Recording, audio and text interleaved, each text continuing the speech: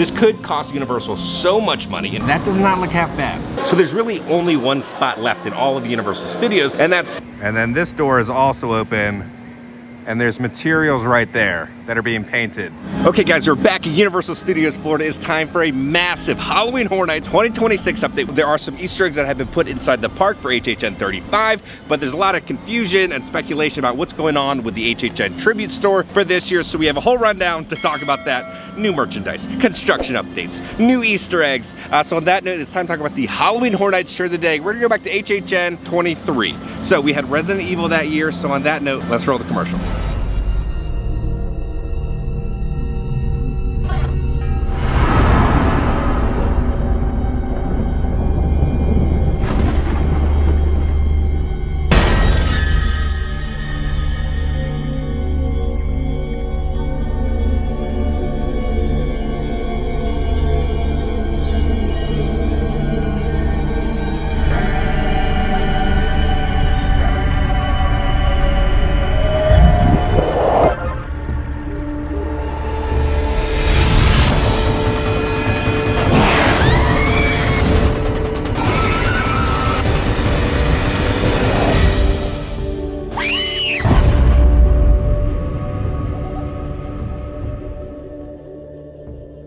Okay, welcome back. It is a beautiful day out. Easter and spring break crowds are gone. This is like a nice chill week here at Universal, and it's not too hot. It's like 80 degrees. Now, there's not too much coming for Universal Studios Florida for the rest of this month. We do get Fan Fest in Hollywood at the end of this month. We've got a little construction wall that popped up here. When it's this small, they're probably just working on some concrete, but it just says, pardon our dust, set enhancements in progress. See what's going on with wait times. They were just insane last week. 5 minute for roller coaster, so that's a walk on. I think the screen is frozen because it's 11:40, so we're already past these two show times. So they haven't updated. I think the screen is frozen. So let's talk about the Wicked Tribute Store. One of the options, right, that would work perfectly for the HHN Tribute Store would be here in the front. Apparently, I think the contract for the Wicked stuff goes through the end of the year. So I don't even think this is an option. I don't see the Wicked Tribute Store being gone at all by HHN. I think this is gonna stick around, which kind of stinks because people really aren't too excited about it anymore. This construction wall was here last week. This construction wall just popped up again. They're probably just working on concrete. Before we hop into the Brown Derby, you know we gotta go over some Murdy tweets. There's John Murdy right there. John!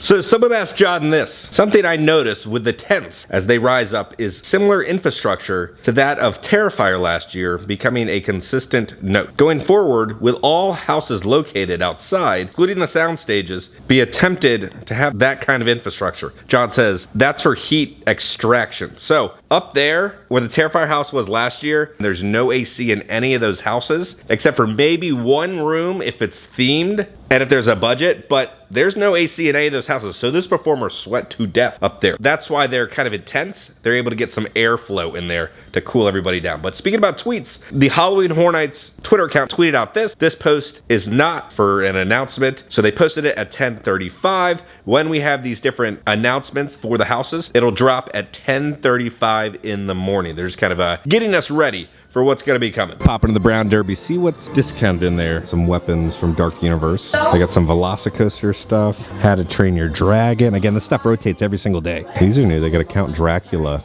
kind of short sleeve shirt. And then they had this at Dark Universe, a creature, but it's 70% off now. They also have the Frankie one. The issue with these is they're 100% polyester. I got the creature one. You just sweat to death. Got a bunch of Super Nintendo World stuff. Bowser Castle signs, it looks like. I had nothing new over at the broadcast center. This is where they record the podcast. I don't think there is a current podcast team, so I don't even know if we're going to get an HHN podcast at all. We got a couple little nuggets of stuff last year, but I think for this year, I'm kind of worried. Let's pop into 5 and Dime, see if there's anything new. Okay, I appreciate this. So it says 35 on the bottom, and then now presenting on the top. $75. We did get some new Masters of the Universe merchandise. We have all the different characters on this button-up long-sleeve shirt, and then we also have another new jacket over here. $90 Masters of the Universe jacket. Skeletor patch right there. On the inside, you're going to see all the characters. Oh, and then on the back, by the power of Grayskull. All right, so over here is the Hollywood Tribute Store area. During HHN, it's rumored that this area can't be used. Can't use Wicked, can't use Hollywood. We do have a little crawfish that still remains in the door right there. So then what are the other options for a tribute store? So we'll talk about them throughout the walk in the park, but apparently Hollywood is not on the cards for HHN 35 this year with the tribute store. Everything is all closed up. It's all locked up. All right, let's pop over to the Backlot Club Towers and get our XP. We also need to pop into the Horror Makeup Show and go over the next section inside the main lobby. Into the Hollywood Pantages Theater we go. Again, this has changed so much over the years. So last update we went over this section.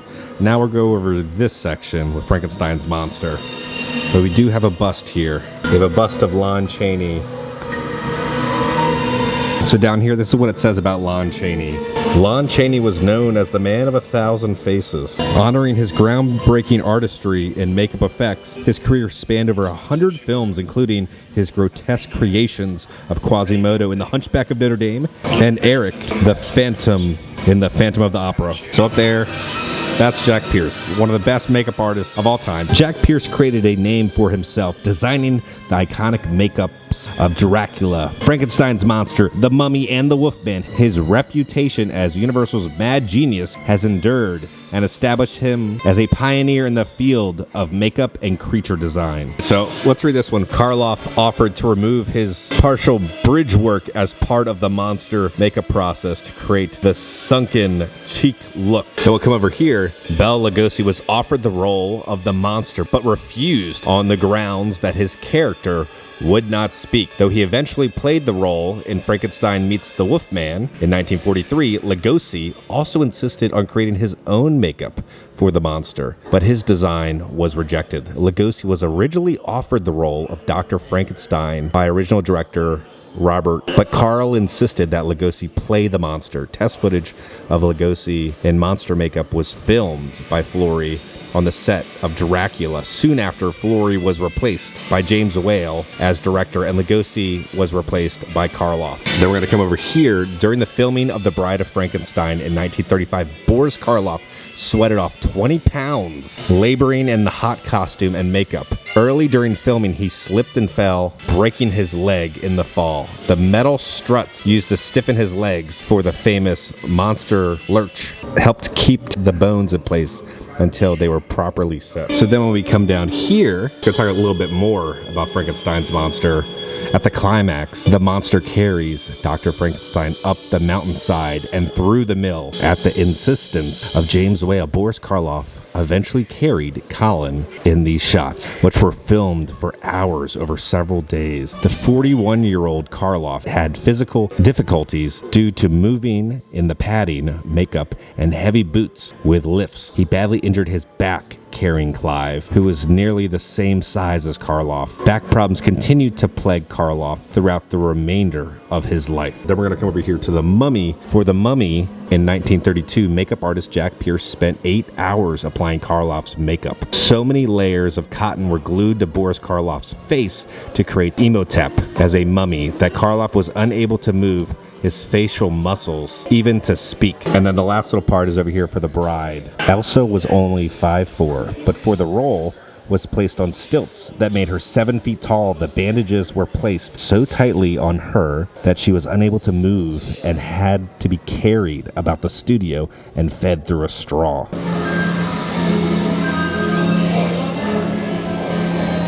Okay, so now we've done this section and then that section, so we'll continue on to these in the next Halloween Horror Nights update. Okay, so the Backlot Club should be getting some sort of new addition for FanFest nights, because when I was out in Hollywood, that's what team members were telling people, that there's something coming for FanFest nights. So something related, maybe to Universal Monsters, maybe there might be a card or something to redeem over at FanFest nights, but I think that'll be the next expansion for Backlot Club. We got a cord update.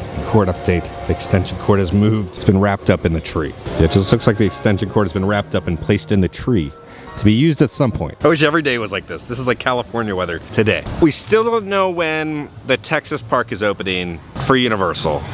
or the hotel. Like, you can't buy tickets or even book the hotel. So I don't know when it's supposed to open, but I don't even know if I'm gonna be going at this point, because like, just the timing of everything. I'm not gonna drop everything and go to Texas for the kids park last minute. That'll hopefully be coming this summer. I know they're working on it. I don't know if training has started yet. So we have Texas, teams are working on that. A lot of the workforce and kind of brain power is working on the UK park. The UK park is gonna be insane when that's done and finished. Horror Unleashed, I feel like they should be starting to work on a new house if they are gonna replace something this year. I don't think they are. It was rumored that Exorcist was gonna be the first one to go. I've not heard any inkling of stuff being worked on or wanting to be changed. But in good news, the Feaster Grievings event seemed like a big success. Every single person, and a lot of you guys went, you said it was awesome. So I'm kind of tempted to go back to Horror Unleashed to see how it is, because apparently they fixed a lot of things. The performers are crushing it. My buddy Matt was out there, and he did ask the Feaster Bunny about HR Blood and Guts. This name right here. Yes. Do you know what he's been up to? I know he's known by another name, Mr. HR Blood and Guts. Oh, he's been up to a lot. Yeah. A lot of killings. Yes. The last thing I heard about that maniac was he had a baseball bat covered in fur and he was just bashing skulls in left and right. Oh. But you know, it's all for the film. That's what he says at least. Yes. So, but if you see him, definitely never do an audition for him. He's nuts. But always do an audition for me, the Feaster Bunny, because the Feaster Bunny loves you, and he loves what comes out of your head when the bat comes down. Correct? So the Universal blog released this with some more info about the Feaster Bunny and kind of how it connects with HHN Orlando. What should you know about Universal Horror Unleashed brand new Feaster Grievings event? In addition to Universal Horror Unleashed, a year-round offering, a new interactive experience terrorizes guests, in a good way, of course, through April 26th. So it's now ending for April 26th. Behind the scenes, there's a darker story at play that inspired this seasonal offering. The film Feaster Grievings was never completed after the actor portraying Feaster Bunny reportedly went insane mid-production. Now the missing film reels have resurfaced and Feaster Bunny is back, determined to finish what he started, with you in the scene. Throughout the venue, you can also capture a photo with Feaster Bunny himself if you dare, and indulge in themed food and beverage offerings. The experience and themed entertainment, Assistant Director of Entertainment, Dell, and producer Kevin collaborated on Feaster Grievings experience, drawing inspiration from past projects at other Universal parks, aka HR Blood and Guts, Feaster Bunny. They also drew inspiration from classic horror imagery, 70s grindhouse horror and slasher films. For Feaster Grievings, that comes to life through, as Dell puts it, this actor who's kind of taken on this persona of this crazed maniac buddy. He's gone too far, and now he's back to complete his film. So it all just kind of really fell into place, which was quite nice. Feaster Bunny meet and greet. Dell and Kevin are particularly excited to see guest interactions to the Feaster Bunny. It's this new character to the space, Kevin says. I think that our returning guests, it'll be fun for them to see somebody new accompanying this space. It's so creepy and so eerie. If you're anything like me, you're just as excited as you are scared to meet and greet Feaster Bunny in his gruesome environment, the Kill Vault. Now, as you know, Freaks of HHN posted this storyboard that they put up on the wall, and we can see Larry Kurtzberg, who is HR Blood and Guts. That was his original name, but we got even more story. So as you remember, Larry was a taxidermist before he became HR Blood and Guts. Horror Unleashed posted this: the Feaster Bunny, responsible for the 1978 Feaster Grievings massacre. His real name is Larry, aka HR Blood and Guts. So this adds another wrinkle to the story. So before he became HR Blood and Guts, he made this film, and he is the Feaster Bunny. This is where he kind of started to go crazy. So the Feaster Bunny is HR Blood and Guts before he becomes HR Blood and Guts. We now have confirmation. So this will kind of affect kind of the upcoming stories happening in the Halloween Horror Nights universe. We'll talk about later. This is a really cool connection that connects Orlando with Horror Unleashed and the future of Halloween Horror Nights. Eventually one day Springfield will be gone, and there's so many rich details that I will miss. I'm not going to miss the attraction, but I will kind of miss some of the details. Like over here at Cletus's Chicken Shack. You come over here in the coop, you can hear them.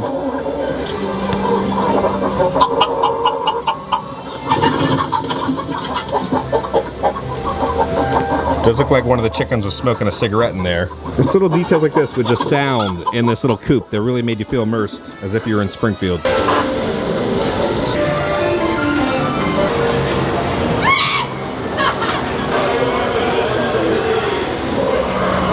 Let's see if there's anything happening with the HHN house construction back here by the tents. All right, we're by Sprung Tent 2. The door's open, so we can get a kind of a peek in there. Looks like they've started to paint the wall. There's still that hole to the left, a boo hole or some sort of something will be placed there, but they're starting to paint the wall.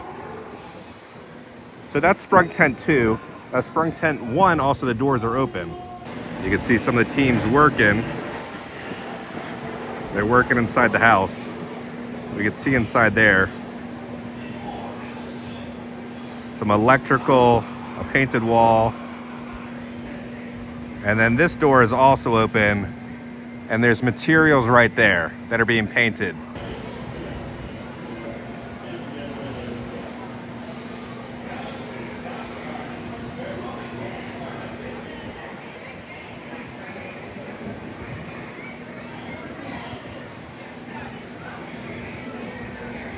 Seeing that just gets me so excited to see them actively working on it and painting stuff and cutting stuff back there. Because in the sound stages, we don't ever get to kind of see it being worked on at all. It is so far backstage you can't see anything. The sprung tents are really the only spot you can really kind of get a peek about the, you know, the magic going on behind the scenes. HHN 35 is going to be here before we know it. Outside the Fast and Furious gift shop, all the cars have been removed. I think this is a new set of t-shirts. $33. They have this kind of football jersey, Fast and Furious. You got Dom's Charger right there. And then on the back, it'll say Fast and Furious 01 because the first film came out in 2001. And then $27 for this short sleeve shirt, Fast and the Furious. Well, Fast and Furious. $30 for this hat, Fast and Furious, Los Angeles, California. And then $90 for this kind of like, it's really kind of thick jacket that kind of feels like a sleeping bag material. You're definitely not going to breathe wearing this in Florida, but on the back, it'll say Fast and Furious. So we'll probably see this merch pop up in Hollywood. $40. They're gonna have a little like vinyl figure of Dom and his Charger right there, and they also have Brian. Then they also have Brian right there. World to collect. So there's Brian and Dom as these like vinyl figures. You can pick those up here. This almost reminds me of like Ollie's or something. It's just an entire wall of just all the die-cast cars for Fast and Furious, but it's more than just one wall. You get all the die-cast cars here, then you have an entire another wall of all the die-cast cars, because there's really no new merch for Fast and Furious, so they're just stocking the shelves with all the die-cast cars. Like over here, just more die-cast cars. They do have some signs though. The one and only Queen Bee. What happens in the garage stays in the garage. Get your kicks on Route 66. No girls allowed. Beware. Guard docks it on duty. Drinks well with others. Disaster area, New York. It's just like random stuff that you can find on 192. Yeah, they really haven't made any new merch for Fast and Furious in a very, very long time, it looks like. The scrim is going all the way up the building, so I guess you're gonna be doing a whole big refurb on the side of it. Yeah, the scrim wraps around the entire side of this building next to Fast and Furious. We're over at Boris's office. The first little kind of tease has popped up. Does it actually mean something, or are they just trying to help it mean something? So we have a bag of popcorn. We saw this image in the Tribute Store. We saw that clown face, and now it's on the bag of popcorn. It looks like potentially the Tribute Store, if it does happen, will be circus themed. You can see a little pin that says help though with an exclamation mark. Okay, so now let's talk about the Tribute Stores and what the Tribute Stores mean to Universal Studios and the theme park industry. So over a decade ago, Universal started in the Twister gift shop, you know, for HHN 25, and they, you know, brought out all these HHN props and made something special that people were visiting just to see a gift shop, and that was kind of unheard of. So we've seen all these different theme parks around the world try to copy what the Tribute Store team has created here, because when you feel immersed in a special environment, you're more likely to spend more money. And especially with things like HHN, a person can experience kind of like a house. So the Tribute Store is very important to a lot of different people. I've talked to people, they will plan their entire trips around just seeing the Tribute Store because they love it that much. So the Tribute Store kind of being in jeopardy, I'm kind of worried. I don't think Universal understands the importance of the Tribute Stores, because the Tribute Stores really kind of created the strong bond with a fan base. Universal really didn't have the strongest fan base back in the day. But because of the inside jokes and the Easter eggs and kind of these ongoing stories that are kind of influenced by the annual pass holders and guests and fans, you feel like you're validated and you have this like kind of personal connection with Universal through the tribute stores. They created this like organic connection between everybody. You will see more kind of coverage of the tribute store and what their little jokes are and Easter eggs on everybody's timeline than anything else, right? Epic Universe opens, all these new attractions open. People talk about that for a little bit, but the jokes and the Easter eggs at the tribute store team, it's this constant kind of drip feed of stuff going into the timeline and saying, oh, Universal's awesome. Look at all the cool stuff that they're doing. Look at all the inside jokes that they're doing. But because of potentially it not showing up this year or being in a different spot, that could jeopardize that. This could cost Universal so much money in terms of not having an immersive, properly themed environment and kind of losing a connection with the fan base. Because last year, the Mummy gift shop, the team did the best they could with, you know, the hand that they had, but we cannot have that again this year. It is the 35th anniversary. We didn't get a proper 10th anniversary of the tribute store. We need a proper tribute store this year, and I'm kind of worried. We got some bad news. Rosie's Irish Shop has been closed. It is fully locked up. As you know, they're doing that mass discount, but yeah, it is closed. You can't get in there. So let's show up the store display window before it goes away, I guess, forever. Got some little leprechauns there. More little leprechauns. Some horses racing. So it looks like Rosie's is closed forever. Okay, so now let's talk about the arcade, which was the tribute store last year. One of the main reasons for last year was Mummy wanted to use their extended queue. That's why we got this tribute store. So we got this version of the tribute store inside the arcade. Now the teams did the best they could with what the arcade was, but the issue is the ceilings are so tall you really can't kind of mask the environment. Because these are like, dude, these are like 3 stories tall. You can't like theme that. And then they had to kind of like fit it in with the Mummy gift shop. You have, every 30 seconds people are coming off the attraction, then you have guests waiting in line to check out, then you had guests trying to look at the tribute store, and there was just no room. There's no room for anybody in this tribute store. It was a cluster. I'm gonna be honest with you, I don't think they can even use this. It was such a cluster last year. And with the IPs that are coming this year, it's gonna be busy, like real busy. You need a spot to put large crowds to shop for merchandise. We have the arcade machines in here, and let's say, okay, Rosie's is closed forever. So Rosie's goes to about right here. So they technically could knock down the wall and have a little bit more tribute store. But that's still not enough, and the space is just so bad. I don't think this can be used. All right, so we got the Wicked. They still have the Wicked contract. That can't be used. Hollywood is gonna be used for something for HHN. And then we got the arcade, which I don't think can be used ever again. Inside this game, you can win a 65-inch TV though. If you were to win that, how do you carry that around the park? So right here, you have the guests constantly coming down. This is where they tried to have the tribute store. We have the constant flow of guests coming through. They're having the registers be there, so guests were kind of like waiting here. There's no room to really add details because it was already a gift shop, so they had to cram everything in there, but then that didn't work because it's such a small and kind of narrow area. So there's really only one spot left in all of Universal Studios, and that's the old spot for the HHN Tribute Store, the Mummy Extended Queue. As you know, they really don't even use the Mummy Extended Queue. All right, so right here, they do have construction walls up, then you have the coaster construction, and this is where the normal entrance is for the Halloween Horror Nights Tribute Store. Now again, all these construction walls are going to be very different by HHN, because remember the coaster is open in 2027. During the summertime, we're going to see massive updates with the coaster. It's going to go real quick. I don't think these are going to be like this for HHN season. So the Mummy team members are saying it's not coming back here because they need the extended queue. If only there was an extended queue that was outside that Didn't use this. So the Tribute Store team could use that. there's not an extended queue, is there? So years in the past when the Tribute Store would be using that extended queue, they would use the outdoor extended queue. If you look, there's all these different spots where you can set up the queue line back and forth, back and forth, back and forth, back and forth, going all the way in to the Mummy attraction. So I'll be honest with you, there's no excuse because there's an extended queue out here, okay? So this entire area can become an extended queue, right? So this rumor has kind of like taken over the whole HHN community the past kind of week. And that's why you've seen creators from all over kind of talking about why this is the best spot for the Tribute Store, because I think this is the only current spot for the Tribute Store by just like looking at kind of the lay of the land. If you really love the Tribute Store, let Universal know. Let them know what the Tribute Store means to you. Tweet at them, send them emails, stop by guest relations. Let them know how important the Tribute Store is to you. You know, different memories that you've had there or different photos you've taken, because Universal says that the Tribute Store is kind of like the 11th house for HHN, right? The amount of time that it takes you to walk through the Tribute Store, that's like the 11th house for HHN. So if we don't get a proper tribute store, it's like them taking away an 11th house for Halloween Horror Nights 2026. I really hope these rumors aren't true. Just in case, just spread your love about the tribute stores because they mean a lot to a lot of people and they've really built that fan base. You know, if you're a team member and you know a lot of people high up, just start asking about the tribute store. What's going on with the tribute store, and let them know how much you love the tribute store. Because I would love to sit here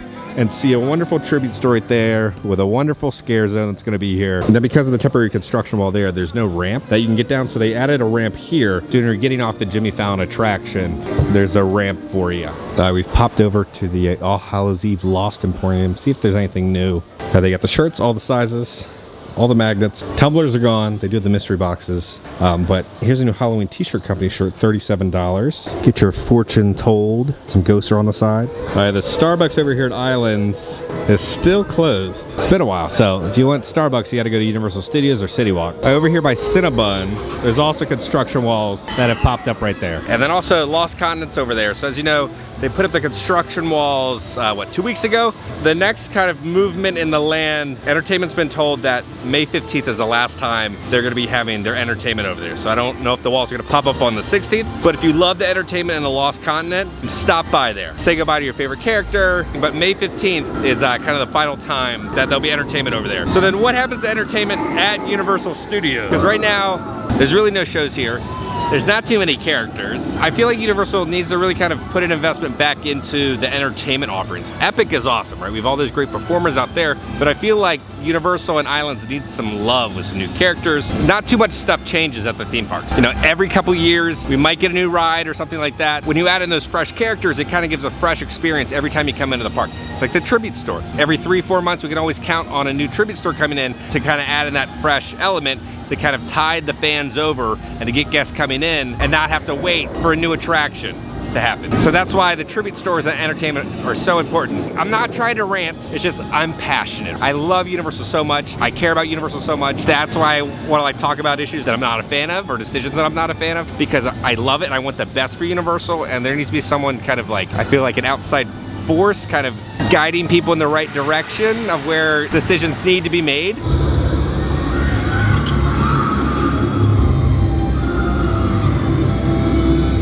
Let's see how the fast coaster's doing. I feel like we're gonna start to see coaster track being put in probably pretty soon. The ground has all been flattened. The coaster's ready to be kind of attached. They have some sort of tarp over that little building. But yeah, it looks pretty flat, and now it's just time to start installing the coaster, it looks like. I do love the one lone little palm tree that still remains. It's still there. But yeah, 2027 is when it's supposed to open. But again, still no ETA on when the Hollywood version is supposed to open.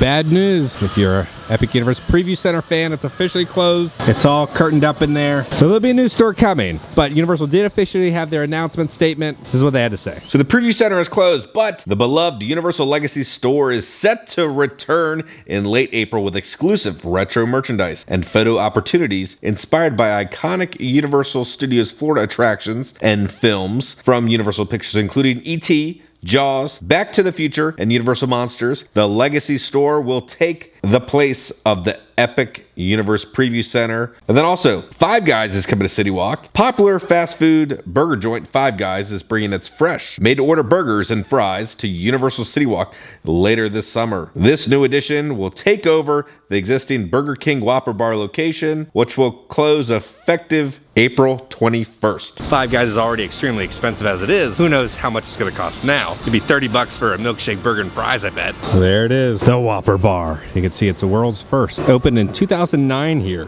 The biggest thing about the Whopper bar is like you customize, so there's thousands of combinations. Like all three of these options are not good here at CityWalk. Now the Universal Studios Hollywood CityWalk is freaking awesome. Ours needs some improvement. So by Five Guys coming in, I think it'll really be the step in the right direction that the CityWalk needs. All right, here we go. The Whopper bar with the paint peeling up there. Your Whopper, your way.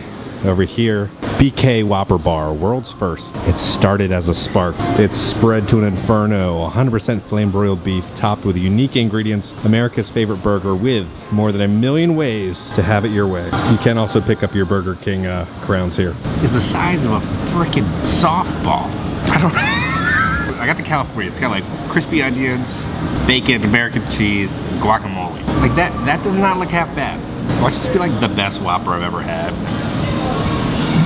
I gotta say, I think Burger King's going out with a bang. The Whopper is really good. I'm halfway done with it, but I'm stuffed. The fries are actually like crispy, well cooked, and seasoned. It's a rarity at Burger King. People don't understand the Burger King fries from like back in the day, the 90s and early 2000s. Those fries could not be touched. They were better than McDonald's. And also the chicken nuggets that were shaped like a crown. All right, that is a wrap on the Whopper Bar. There's some sort of work happening up here. If you look, you'd see the scaffolding right there. Then here's kind of the chute to shoot the kind of a trash down or debris. So there's something happening on the roof up there. Let's go back to the office and we're gonna talk about some more HHN stuff. Okay guys, we're back in the office. So let's talk about the HHN 35 Tribute Store again. Again, these are all rumors and speculation. The Tribute Store team kind of pioneered this new version of a gift shop and really connected with an audience, built a fan base for Universal. So I would hope, because it's the 35th anniversary, that Universal kind of, really respected the team and gives them enough resources and space to build a proper Tribute Store. This is the anniversary year. The Tribute Stores connect so many people with the jokes, the Easter eggs. Some people were scared of the haunted houses, so the Tribute Store is kind of a way for them to kind of experience that storytelling and theming without being scared. So Universal is all about kind of having that wide variety of stuff, something for everyone. The Tribute Stores are a massive part of what makes HHN HHN. So I'm really hoping, because it's the anniversary year, that Universal again gives the team proper space and budget and time to make something truly special, because they're so freaking passionate. What they put in to those gift shops is insane. There's so many different layers to it. It's just not a standard gift shop that you're walking through. It's a story. So guys, let me know down in the comments, what are your thoughts about the rumors about the Tribute Store? Will you be upset if there's no Tribute Store? Will you be upset if it's kind of shoehorned in to a random area? Let me know down in the comments. So on that note, if you enjoyed this video, make sure to hit that like button. If you haven't already, hit the subscribe button. Join the family. I love the family. Because I'm gonna keep you up to date on all things Halloween Horror Nights and Universal Studios around the country. I love you all. I'll see y'all very soon. The Whopper Bar.